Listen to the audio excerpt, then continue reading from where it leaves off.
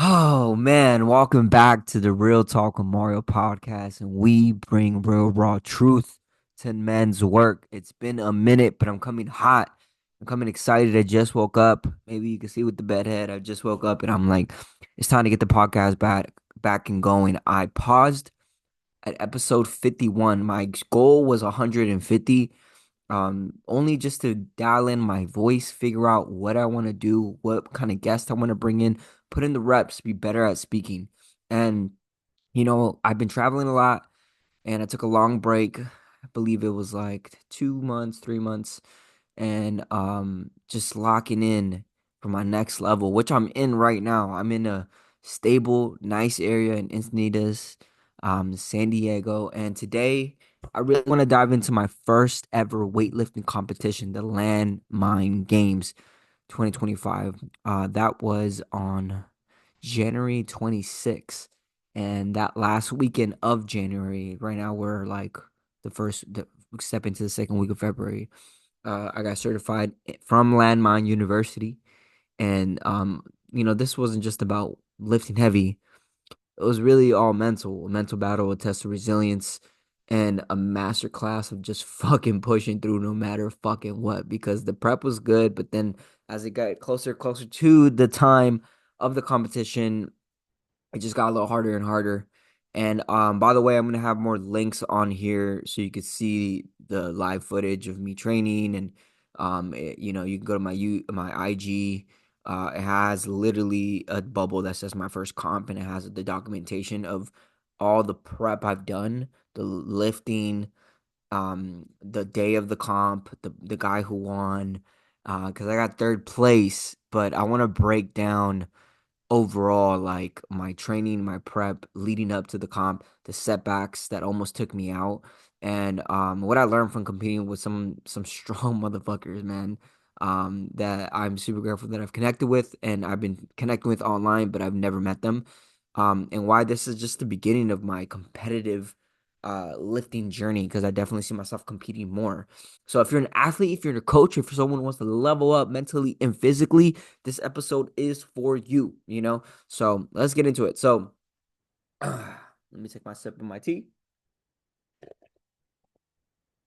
Okay. So training under Tom De Gulini. I might be saying that wrong, but I thought he was Italian. I've been training with this coach. He's a friend now, really close homie now that we talk on a weekly basis and we open up, and I really appreciate him for that aspect too. He's not just a coach to me, but I found out he's Argentinian, and this dude is an unconventional training specialist. All his information will be down below too. I would love to get him on the podcast as well. I believe that's gonna happen soon. I just want to make sure I dial in and make sure I'm having everything set up before I bring awesome guests. So he helped me dial in the landmine coiling deadlifts, the heavy clean presses, and the explosive accessory work. So when people think of landmine, um, they just think of like pressing. They just think of pressing. But when you're doing competitive landmine from Landmine University, it's press elbow to hip. It's called a landmark, and you're holding it right here in a clean position, coiled position, and then you press up using your spinal rotational engine. It's very technical, and not only that, but it's different from what really people do with landmines. Now, my confidence was fucking high as shit. I knew I was gonna be top three. Like I already knew, but I wanted the fucking belt. I wanted to bring the belt. The belt looked so nice.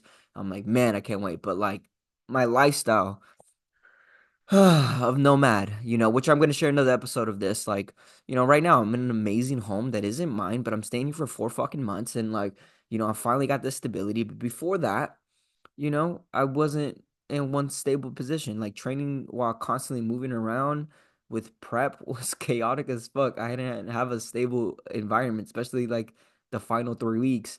Shit got hard as fuck. I had to go through frequent transitions. I'm talking like from every place every week I needed to jump. Boom, boom, boom, boom. Sometimes two times the same week. And it happened for like a whole month. And that was literally like the last final weeks of prep. And my energy just felt scattered. I just kept pushing though, because that's who I am. My girlfriend got super sick, and I had to take care of all the pet business responsibilities because besides my Real Talk Mara brand and the online fitness coaching and mental health coaching that I do with men, me and my girl built a lifestyle of taking care of homes like I am right now and pets. Um, that allowed us to live rentless. And, now we moved to San Diego because we were ready to build and take off this business that she started. And now I'm just helping, being a co-owner of. But I took over all the responsibilities. We had like 10 dogs that we walk on a daily basis. And I had to keep that going while keeping my training on point. And then what happened? What the fuck happened? Do you think me taking care of a sick person?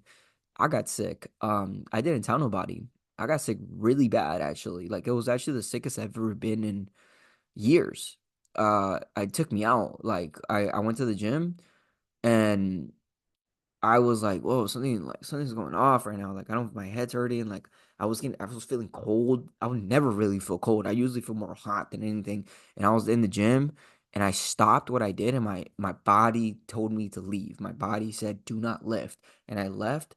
And then like yeah, of course, the week of comp, out cold, sleeping, eating soup, barely moving, like literally the comp was on a Saturday. That happened on well, I started to feel something on Monday, but it hit hard on Tuesday. So from Tuesday all the way till Friday, I all was just bed.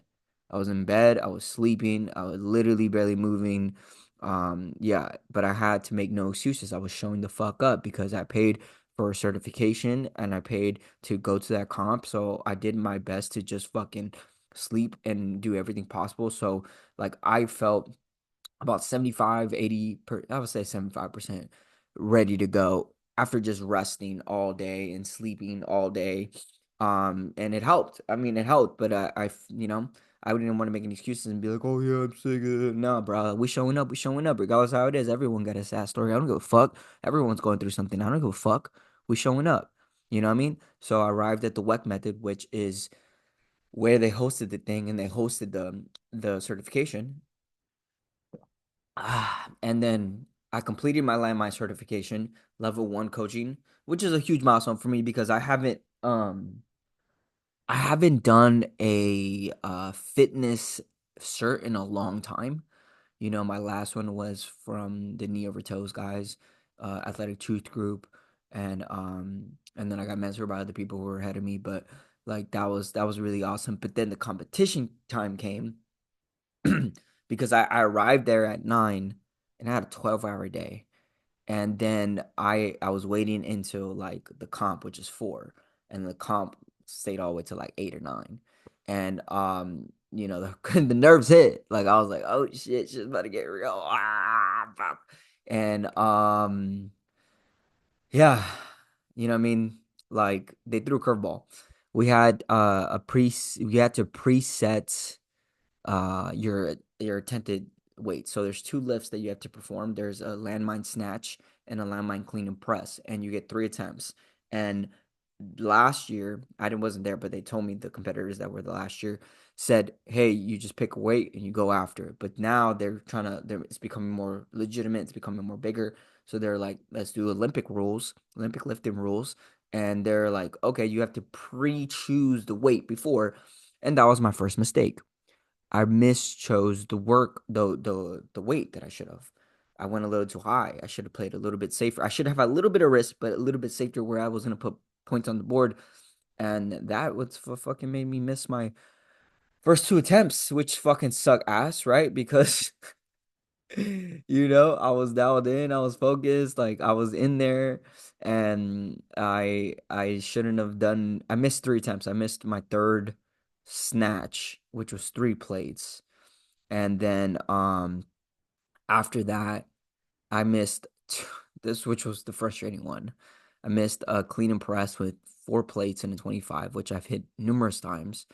That part was probably the most annoying part for me because like, bro, like I hit this shit before. Like I don't get me wrong, like I understand that like everything's for a reason, everything that we do everything that we're going after. Like that's how it goes. I fucking get it. And it is what it is, you know what I mean? Um and I everyone earned what they got. Like that's the biggest important thing that I stayed humbled on. Like I earned what I got, and it was an amazing experience regardless. And it was just I miscalculated some things on that first, and I also let my nerves get to me. Like when I like adrenaline was going, and I'm like, damn, all right, Mario, you missed the second attempt. You got to make it up for yourself, and I still missed it. And I was like, damn, that like didn't shatter me, but that just kind of just frustrated me, and um, which could have easily got me if I would have hit all my weight. There's a chance I could have won, you know. But it's all good. I got top three, and I was the smallest dude in the top three, so that kind of made me feel a little bit better, you know. Because the weight bracket was from like anyone who's 180 below, so the differences of weight can be drastic during that lightweight division, but it wasn't that bad. I was super grateful for the experience. Like I said, I got a lot out of that. You know, I feel like I grown a lot out of that, and I'm just super grateful. I'm super grateful that I'm able to like expand the way that I did, and just be the version that I am, man. Like it was such a fucking awesome experience because you know what I mean, you get to really realize like what you're made of, you know? And competing is just like a different beast mentally and physically, but I have a new fucking fire under my ass to be better for next year and bring the fucking belt home because like, you know, that wasn't the start of it. That was like the beginning of my journey competitively to lift. Like I'm 30 years old, and I'm like,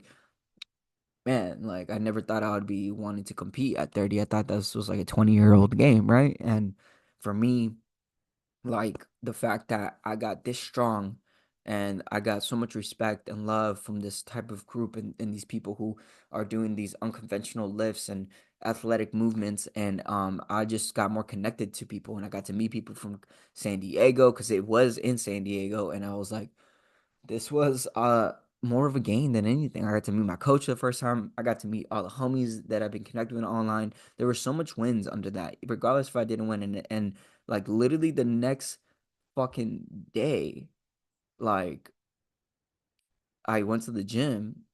Not the next day, 2 days after. Went to the gym. I hit my three plate snatch, and throughout that week, I just had a bigger chip on my shoulder, bro. And I've just been lifting more weight than I ever had. You know, than the attempts that I tried and missed. And for me, like strength isn't about the weight on the bar. It's about how you handle life's curveballs under pressure. And I'm just more fired up than ever to just come back stronger, and you really just show myself what I'm really made of, you know what I mean, as I get older, because it's like I feel like so many people out there are really setting a new standard what a prime is. How long can someone be in a prime? And I just saw this post that resonated with me. Like I don't got a time where I just prime, that it's my prime time. Every fucking moment and day I plan to grow, to evolve, to be the better version of myself no matter what. There's no prime time. I'm growing daily. And that just hit and resonated with me because, you know, like it just shows that like I see like LeBron 20 year in the game still playing at a high level. I see these people who older people who are like 70, 80 still lifting and moving and doing these things and looking agile and looking lean, and just like it's possible. It's all possible. And I got a lot out of um that experience, and I'm super grateful for that. And top three for my first comp, I'll take it. You know what I mean? No, everyone got what they earned. I love the fact that I got out there and that, and I tested myself. So if this episode hit home, subscribe and share, please. I'm going to be posting my podcast videos on the long form on YouTube more. I'm gonna make it a priority to post weekly on YouTube and podcast new fresh content. Also, if you're a dude 30 to 40 is looking to build a fit mind and a fit bod, hit me up. I got something special for you inside my community. Follow me on Real Talk with Mario on all my platforms. That's TikTok, that's YouTube, that's even podcasts. all of it. I got Facebook on there, I got IG on there. So yeah, if you want to train and learn landmine techniques, please reach out to me on IG. If you want to look at my documentation of my comp right there, it's on the IG bubble. If you go to my page, it says first comp. You shouldn't miss it. And until next time, keep showing up, keep stacking wins, keeping it real. Let's get it. Thank you so much for listening. Peace.